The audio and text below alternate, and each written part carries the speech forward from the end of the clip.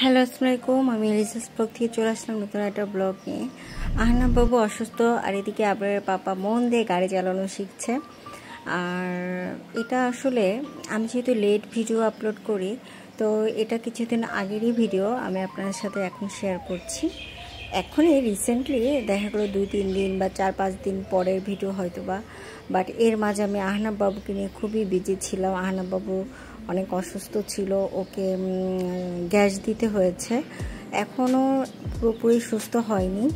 তো আমি আহনাব বাবুর জন্য আর কি রান্না করছিলাম, সেটাও একটু ভিডিও করে রেখেছি। আর রোস্টটাকে আমি হালকা একটু জর্দা কালার দিয়ে ভেজে নিয়েছি যেন কালারটা সুন্দর থাকে। আমার হোয়াইট কালারটা ভালো লাগে না।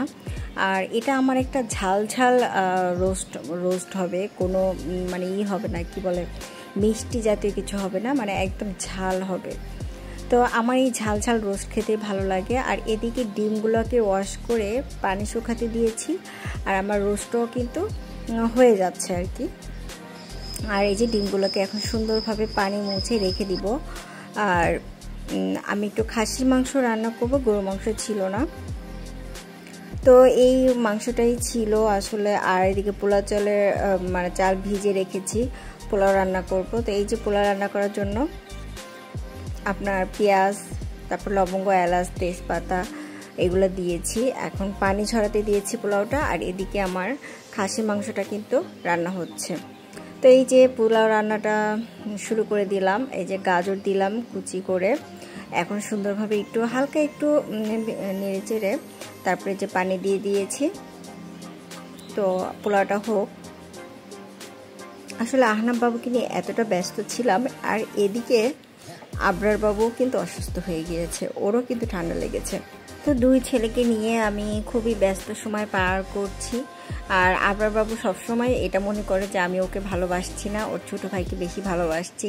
তাই আমার ওকেও অনেক বেশি আদর করতে হয়, ওকে অনেক টেক কেয়ার বেশি করে করতে হয়, যেন ও এইটা ফিল না করে যে আমি ওকে ভালোবাসছি না আগের মতো। তো যাই হোক, আমার রান্নাবান্না হয়ে গিয়েছে। আর বেগুন ভাজছিলাম, যেটা আমি আপনাদের সাথে আসলে ভাজার সময় আর শেয়ার করতে পারিনি। তো মুরগির রোস্ট, বেগুন ভাজা, আর হচ্ছে আপনার খাসির মাংস রান্না, আর একটু সেমাই রান্না ছিল, আর পোলাও। এই তো সেদিন আর কি রান্না করেছিলাম।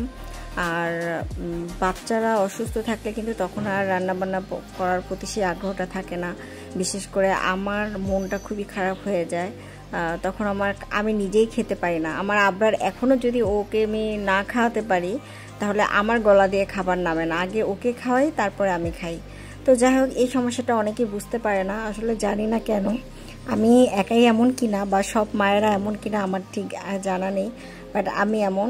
তো আজকের কি বলবো, আমার মানে লাইফে ঘটে যায় কিছু কথা আপনাদের সাথে শেয়ার করলাম, এবং রান্নাবান্নাও শেয়ার করলাম। যদি ভালো লেগে থাকে তাহলে অবশ্যই আমাকে সাপোর্ট করবেন। যদি কোনো ভুল করে থাকি সেটা অবশ্যই ক্ষমা দৃষ্টিতে দেখবেন, কারণ আমি তো আর ওইভাবে প্রফেশনাল কিছু না, তাই না? আপনারা সবাই ভালো থাকবেন, আমার পাশে থাকবেন। আল্লাহ হাফেজ।